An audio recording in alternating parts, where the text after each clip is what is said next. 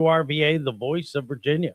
Join the conversation. Find Rich Herrera on Facebook at Rich for America. This is Richmond's Morning News with Rich Herrera on News Radio WRVA.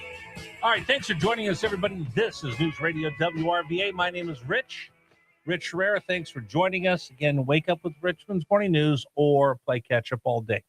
I know we've gotten through the semi-quincentennial, but I'm still celebrating America's 250th birthday, and I look forward to 250 more years of great American history. Now, I will tell you this, one of the reasons why I was so excited to come here and join the WRVA family, as I said, I can't think of a better place to be for the 4th of July, 2026 than Virginia. We have so much history. And I know for a lot of folks that I talk to, they're like, yeah, I went to Appomattox Courthouse when I was in the 4th grade. I went to Yorktown when I was in the 6th grade. I went to D.C. on an overnight field trip when I was in the 7th grade, and some of you haven't gone back. For me, this is all magical because I didn't grow up in this part of the country. I grew up going to, San Francisco. I grew up going to the California missions and the mission system. And remember visiting those as a little kid. I didn't have the good fortune of living so close to all of these great either Civil War sites or Revolutionary War sites that we have here in Virginia. So one of the things I've been doing is I've been trying to take advantage. And I'm not good at this. I will tell you this. When I lived in San Francisco, I'm kind of ashamed to say I never went to Alcatraz. I lived in Arizona. I never went to the Grand Canyon. I live in Virginia. I am going to take advantage of as much history as I can. So while I went on vacation last week, I went to Appomattox Courthouse. I went to Yorktown, and I saw as much history as I could, and it really brought it all to life. Now, there's a group called the American Battlefield Trust. They actually had a grant that afforded an opportunity for kids here in Central Virginia to see some of these great places that I went and saw. Joining us right now is the president of the trust, David Duncan, our guest here on News Radio WRVA. Good morning, sir. How are you? I'm doing great, Rich. How are you? Thank you for having me on. Absolutely. No, thank you. I will admit that I'm a big history nerd, and I subscribe to the channel on YouTube, and I watch some, and I learn quite a bit about American history through some of the outreach programs that you had. But history is different when you actually get to see and experience it with your own two eyes and actually touch the ground that some of the great Americans fought over. Tell me about the trust and why it's so important that we remember these people that did so many things to put us in the position to enjoy America in 2026. Oh, well, Rich, that goes to the heart of what we do as a nonprofit organization. And it speaks to what I hear you talking about is the power of place. Books are wonderful. Documentaries help, no question, to teach history.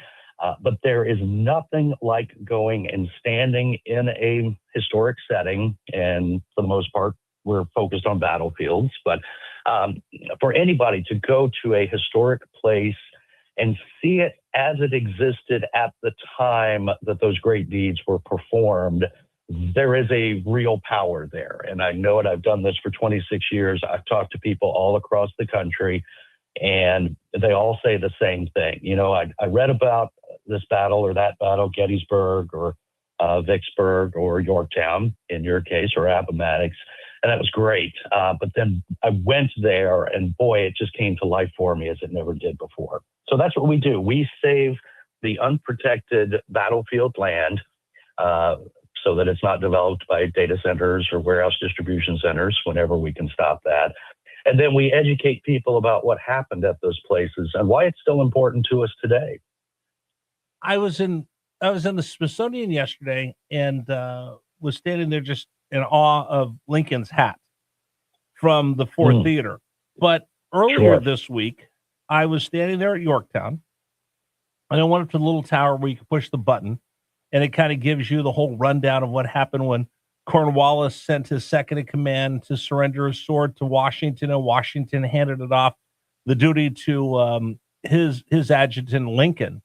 And I saw the two quotes from General Washington and the dispatch from Cornwallis saying that the British had surrendered at Yorktown. And I thought that was nice, and I looked over the field and everything. But what struck me is is history coming alive.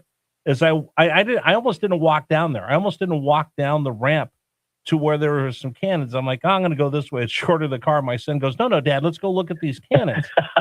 Good for your son. Oh my gosh. And I'm thankful he did, because as we walked through the cannons and I saw them stamped with surrender, and it commemorated, these are British cannons captured, and they were stamped with the Yorktown surrender. That brought everything to life. Like, wait a minute, this actually happened here. And this is a cannon that's 250 years old, and it shows where they surrendered. And this is actually something the British had and the Americans took. Mm-hmm. Yeah. And again, so you've just had that type of experience that we try to generate for really students of all ages, to go there and to create a spark, especially for the younger people, the students. We know just from survey after survey that there's been a serious decline in proficiency when it comes to history, civics, and social studies.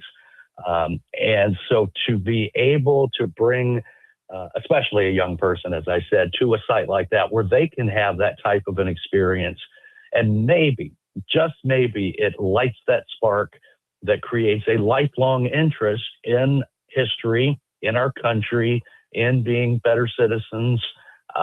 Boy, you can't just do much better than that. I mean, it said surrender. I'm looking at the picture right now that I took, surrendered by the capitulation of Yorktown, October 19th, 1781. I'm like, whoa, that is from 1781. And then on some of the others, they had the marks of the British Army, of the Redcoats. I'm like, this is real history. And then I was enthralled as we took the Gold Trail. We drove through, and we saw where General Washington had his headquarters in his personal tent. We walked inside the tent, inside the park ranger station, and I'm like, this is as close as I'm going to get to General Washington, and it gave me goosebumps. Well, it should. I'm very glad to hear that.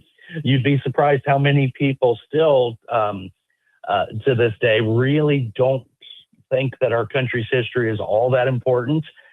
They're willing to, as I say, kind of build modern intrusions on actual battlefield land. We had to save a pretty significant piece of property from becoming a housing development right there at Yorktown not too many years ago. But fortunately, I've got about 50,000 members all across the country who care passionately about our country's history, and not only the history, but preserving it for future generations so they can go there and have that experience. I mean, I went to Appomattox Courthouse, stood there in the parlor, and then I was in the Smithsonian, and I actually saw the wickerback chair that Lee sat in, and the leather desk chair that Grant sat in, and then the one table that's in the Smithsonian. So I saw both of them within a few days of each other, and it was just remarkable.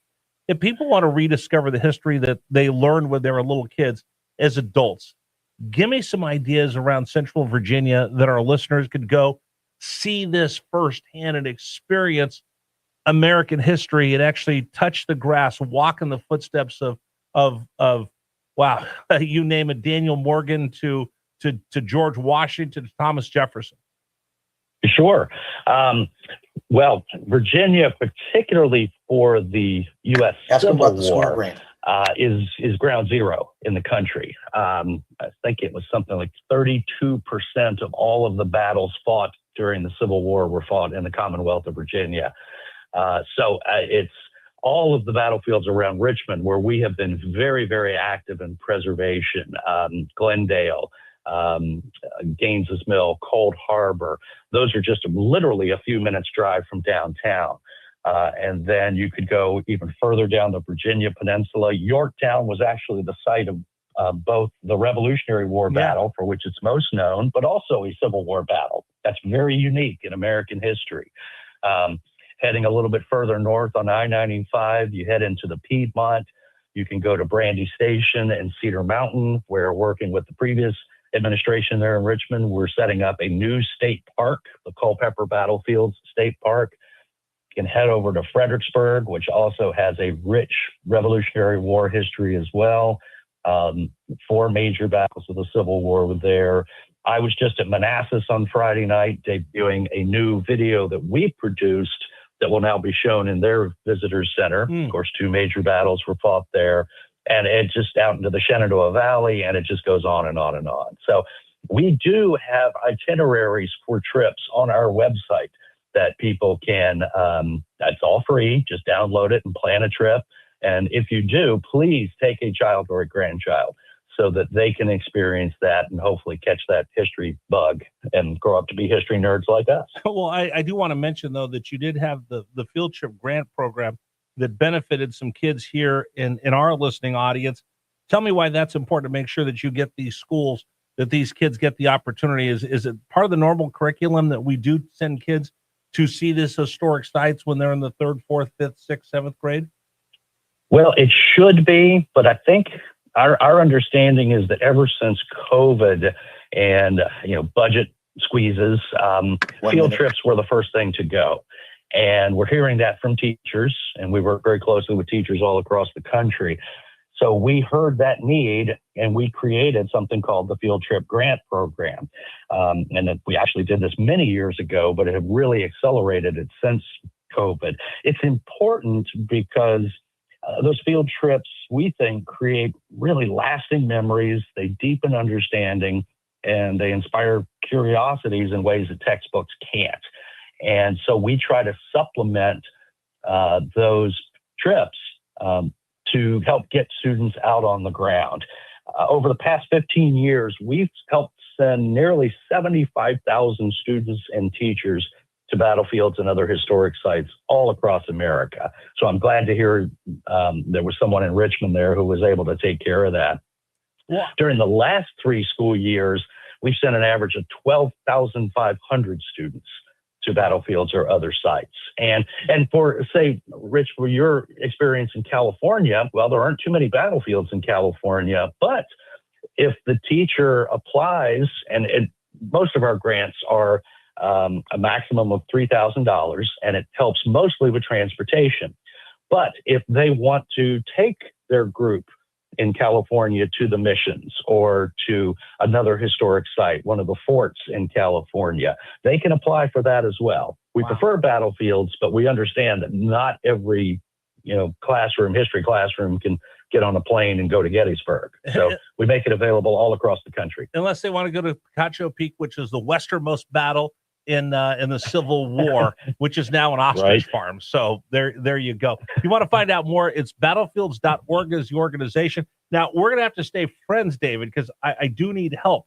I'm trying to figure out how I can get someone to make me a replica of George Washington's uniform. So if you know anybody amongst these folks that you deal with, I want to have one to wear around and just remind people of the great history. So if I can get George Washington's jacket or one made for me like a Revolutionary War soldiers, I would be indebted. So let's stay in contact. Let's get people to go visit these amazing historical sites and see history and rekindle the love of America by actually stepping in the same footsteps as our Revolutionary War and Civil War heroes. It means the world to me, and I'm grateful for living in this part of the country. Great. Thank you, Rich. Yeah, I know people, so I might be able to help you with the uniform. I'm going to get this jacket one of these days. I promise you. All right, David. Thank you so much. Appreciate it. Thank you. Thank you, sir. Thank you. Battlefields.org is the website. I'm going to find someone who can make me. Well, I need a double X jacket. That's why I just can't find one off the rack. All right. Let me remind everybody, today's program is brought to you by our friends at A+ Windows. A+ Windows. What do you know about putting a window in your house? What do you know about replacing a window? I tell the story all the time.